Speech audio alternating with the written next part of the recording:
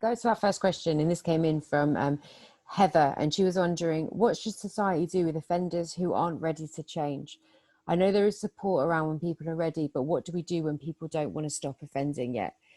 Jason Murphy, I'm going to come to you first, if that's all right. I think education plays a large part in this.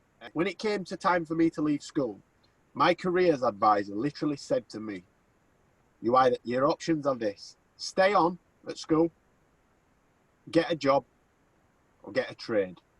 Okay? What I found within myself, I thought, what am I going to do? What can I do? I'm a junkie that's in and out of jail. I've got a long criminal past. No one's going to give me an opportunity. So the fact that these people are not educated and don't know that there are things out there that you can do and get involved in and be around that can help you then either inspire you, motivate you, or set you on your way, stops them wanting to quit. Because what's the point? There's nothing for them to do. I've wasted X amount of years. I'm 40 years old now. No one's going to give me a job. No one's going to do this.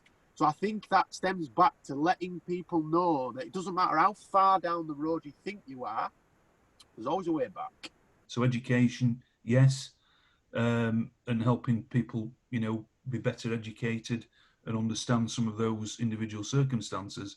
But, we have to work very hard, I think, to also then create positive opportunities for people, because unfortunately there's clearly some situations that people feel that committing crime is clearly, or they feel is a better option than sort of finding a job and doing something more positive. And that's why we've set up something called the Violence Reduction Unit in West Yorkshire, and we are working with organisations like yourselves, but also the St Giles Trust, for example, where we are working with young people to to make sure that those opportunities are articulated and presented, and to find better ways for people to move forward rather than seeing other options other than crime. That's great, thank you. Mark Johnson's same question. So what can we do, what can society do with people with offenders who aren't ready to change? Yeah, it's an interesting one. I mean, taking the question directly, that's what prisons are for. We basically have a system whereas if you commit an offence in society, you get sentenced by the courts and you lose your civil liberty and go behind four walls. Does it work? Yeah.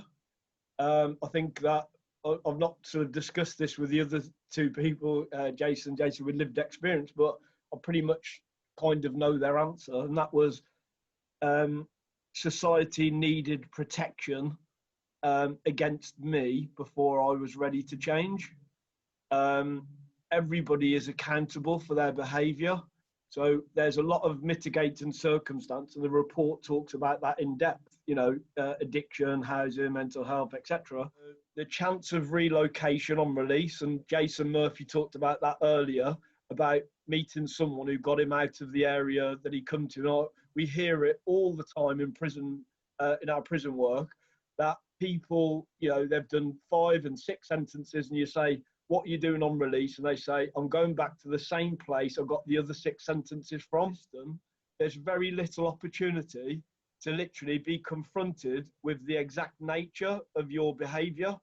And that's why I've created, founded Use a Voice. And I can see Jason Murphy nodding there, because he knows that this is the thing that transcends all sorts of the justice system, is people like us getting in there to say, was your behaviour really successful?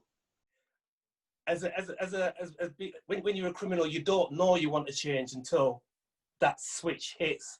Now, wanting to change and changing are 2 very big steps apart.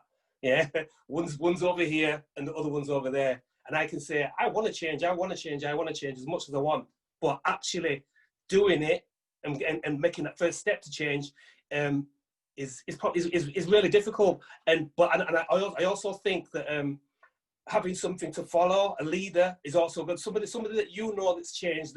It even if you can look up to somebody and see what minute he changed and look how positive he is now, and it's all about showing the glowing light of somebody that has made that step.